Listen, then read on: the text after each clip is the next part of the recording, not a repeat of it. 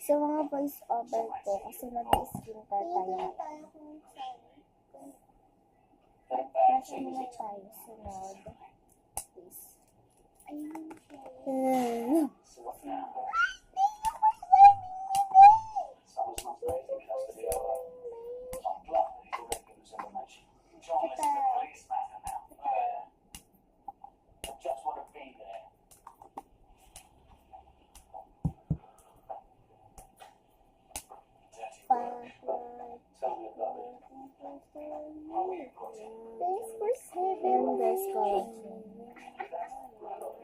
So, hindi na mga katabi ko dito. Yung isa kumakanta, yung isa nag-voice over.